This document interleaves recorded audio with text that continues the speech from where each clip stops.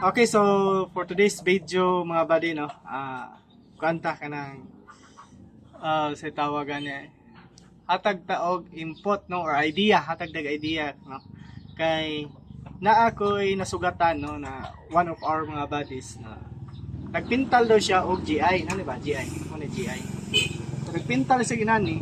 Ang iyang problema kay mga ukhap ang pintal after niya pintalan. So ako ma-advise sa inani manggod, this is GI, no, this is galvanized iron, coated na ni siya, no, mo makabantay ka, coated na ni siya o galvanized, hasta sulod. Okay, duha ka klase sa mapalit nimo na, no? Pwede ka mo gamit og BI which is black iron or GI na galvanized iron.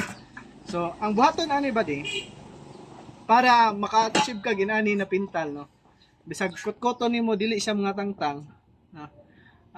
Ang buhaton nimo ba di is kaning GI, once maka-symbol na kani, ang kaning GI tangtangon ni siya nimo, imo nilihaan, imo nang grindan, tangtangon ni nimo GI kani, no, tangtangon ni nimo kay di makapilit ang pintal ani, igo ra na siya mo patong pero di siya mo pilit kay shiny man kay ni, no.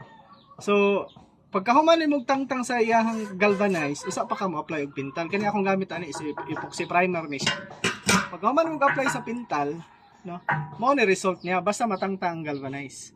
Now question, pwede raman ka mo gamit og BI, no, which is black iron. Dili na ka mo tangtang sa iyang galvanized, kung maka-symbol na ka is automatic pintal na ka ditso, no. Pero ang negative sa diha, kung dili nimo matrabaho dayon ang imong 1/2 na BI, tie-on dayon siya, so mag brass na pud ka. Nya usa pa, kung ma-symbol man nimo dayon pud siya ang BI, no, nya mapintalan na pud nimo siya hamis. Ang problema sa BI is dili siya coated with galvanized. So ayan sulod black iron nga siya. So ang taya ari na pud siya magsugod sa sulod. Pakaon pagawas. So I suggest na gamit mo og GI with kay coated siya. Pero tangtangon lang ninyo ang galvanized para mo pilit yung pintal. Na inani ang resulta. So kani siya hagdan ni siya. Ana ra ba ba ding?